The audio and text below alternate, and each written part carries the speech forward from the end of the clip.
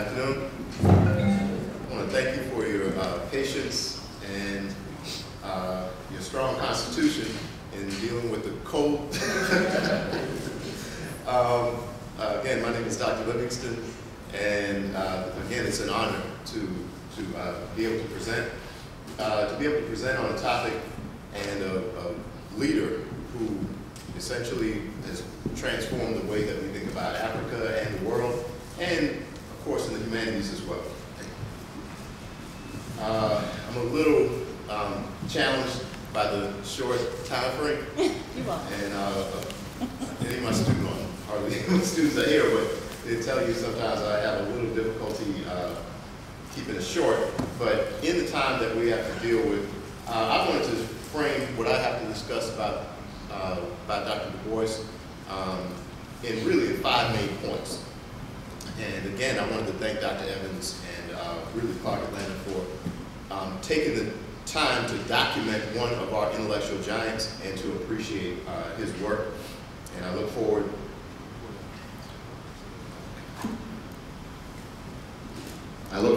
to further engagements with Dr. Du Bois and with Clark Atlanta's Africana Studies Department. All right, let's go ahead and get started.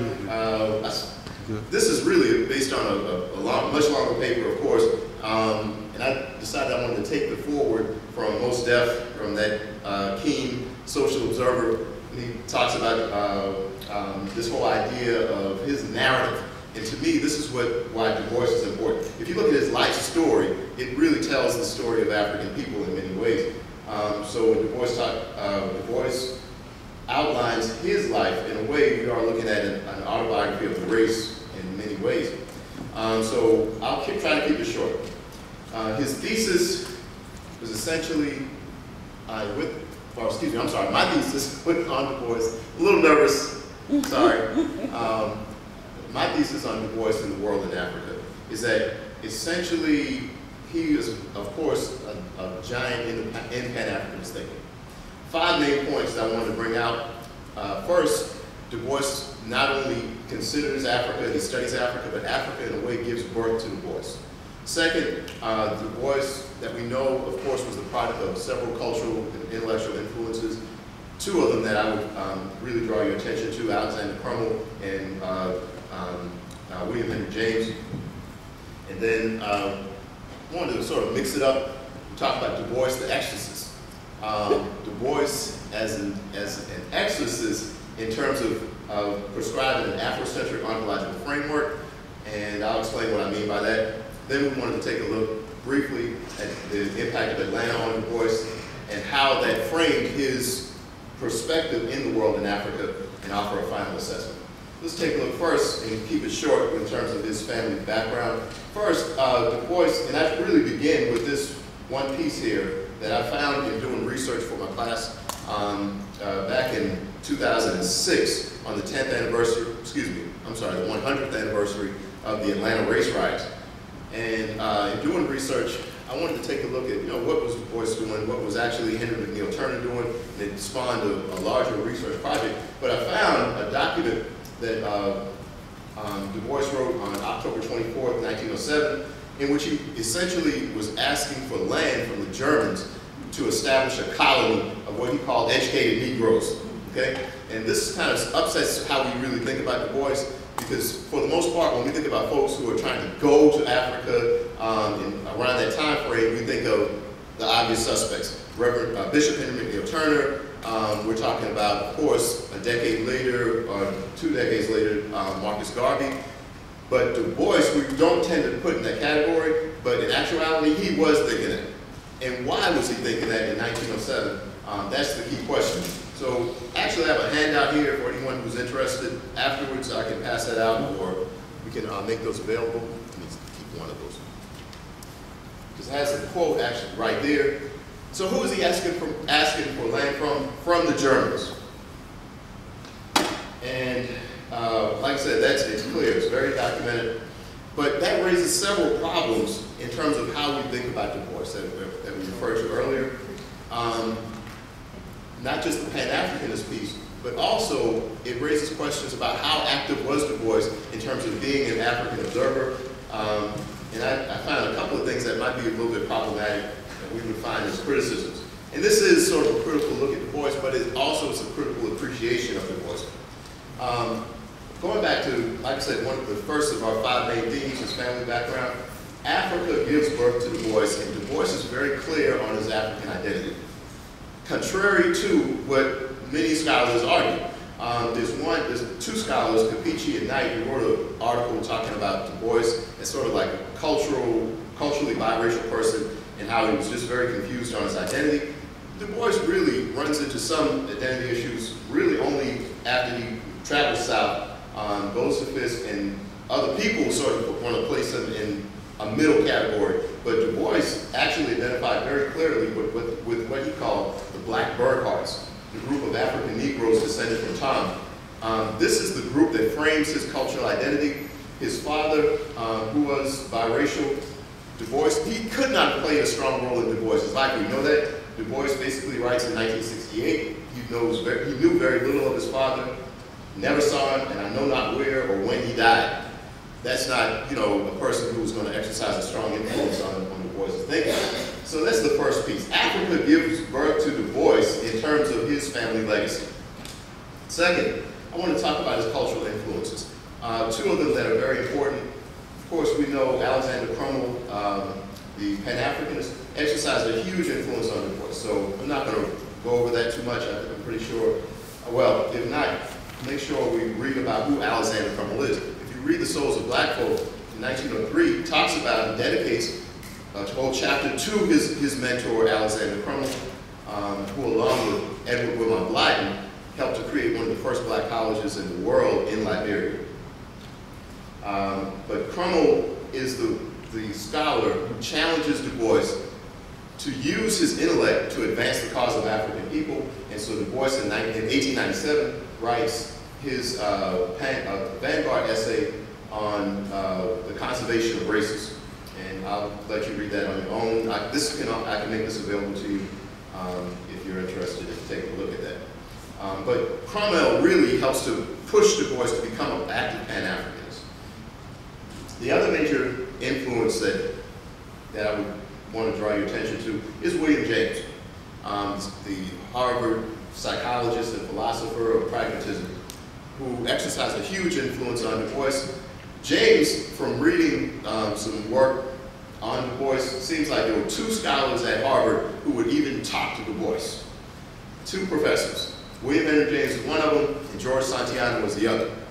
His other classmates didn't really pay him too much attention. His professors would not take time with him because of the racism of the time frame.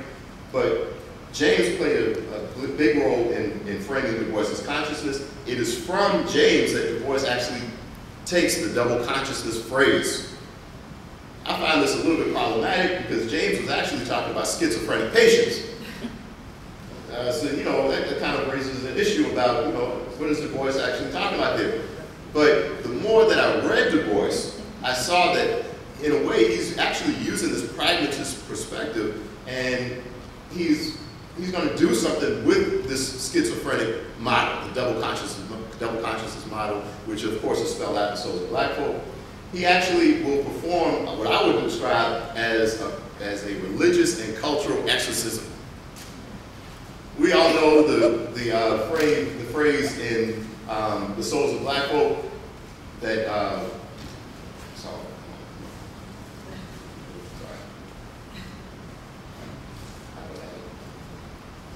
you know the phrase, 2 warring souls in 1 dark body. Okay? I don't think Du Bois is comfortable with it. I think he actually exercises the Eurocentric incubus in a way, especially after the Atlanta race riot. And I think that we really see that in Du Bois' thinking. If we take the souls concept in 1903, where he outlines this veil or call concept, and the veil I think we should actually sort of bring back home and consider within an African-American framework. Those from the South probably know about, you know, the whole legend about if a child is born with a caul or a veil over his face, what that means. Does anybody know that? Heard of that? Yes? Anybody want to just say it? Can you say it? Can we? Exactly. You can see spirit, sense spirit. when other people cannot. I think that's actually what Du Bois is talking about, that special gift of second sight.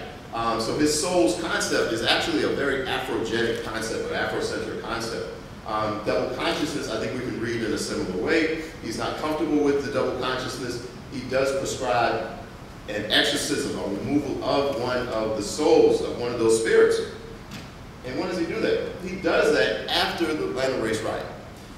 When the Atlanta race riot hit, and basically whites started wilding out after the gubernatorial campaign of 1906, and you had these attacks on African people. Du Bois is out of town at the time. He's in Alabama, and he catches a train as soon as he hears word that white folks are wilding out. Excuse me. And he writes what we know as a litany at Atlanta. And in that, I think it's significant that Du Bois, and he says it, Atlanta breaks into hot critique of white supremacy in defense of black folks, instead of just being a critic or a cold and scientific investigator. But he says on this, in this essay, he asks the question, which we can in a way frame within sort of his intellectual influences, but he asks the question, wherefore do we pray? Why do we pray? Is not the God of the fathers dead? Have seers not seen in heaven's hall thine hearse in lifeless form, stark amidst the black and rolling smoke of sin, where all along thou bitter forms of endless day? Awake, awake thou that sleepest. He's not, who is he talking to? I don't think he's really speaking about people. He is talking about God, or at least a Eurocentric concept of God, which in his mind must be dead if he can't see the suffering that's going on amongst black people. Okay? Du Bois exercises the Eurocentric incubus from the dark body by charging God with the sin of making white racist killers and rioters. He asks the question, who is the deeper guilt? Whites? Who made these devils? He says, who nursed them in crime and fed them on injustice? Thou knowest, good God. And I think he, of course, has tongue firmly planted in his cheek.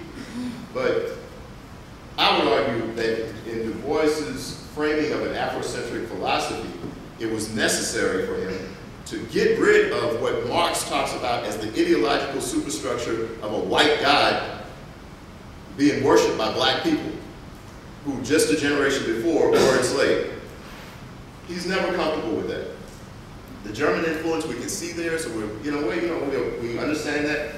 Nietzsche's claim that God is dead in the life of modern man. Marx, in his argument, like we said, that religion is a major pillar supporting the existing political economy.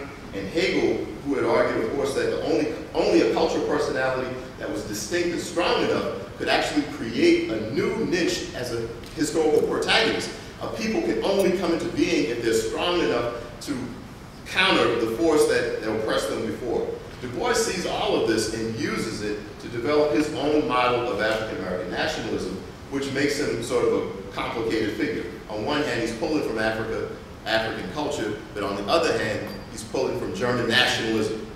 Why is that problematic? That's problematic because the Germans, of course, were colonizing powers, and not just colonizing powers, but engaged in some of the most brutal acts toward African people in 1904, all the way up to 1907, when Du Bois writes his letter to the German consul. Final point. Okay. I'll bring him home. Du Bois says hardly anything about the Herero massacres, the Nama massacres, the killing of the Maji Maji. All of this going on in a territory where he's asking for land. So that's very problematic. We know the context, the scramble for Africa, and I just wanted to bring home the last piece because this sort of frames the whole piece about the world in Africa. Du Bois, in laying out the world in Africa, I think is a pioneer and thinker, and we have to return to his ideas, investigate them, and that's what we're doing here at the Atlanta University Center. We're taking that framework of rejuvenating the notion of African cultural identity in a way that's not just glorifying the past, but it does and it will continue to raise problematic questions and questions that of critical thought about world history. Real quick, just the piece that I really paid attention to from the world in Africa was the land of the burnt faces, and especially the piece on ancient Egypt. But Du Bois did not have access to or did not use these images. But these, drawn from archaeology, we have the images that document, of course, the influence of Africa on the Greeks. That we know that. We have that information. It is inexcusable for us, especially in Africana studies, to ignore and to continue to teach as if Africans didn't at one time rule the world. Because just as Du Bois argued, we helped to create many of the problems that we see today. Imperialism is not just European in its origin.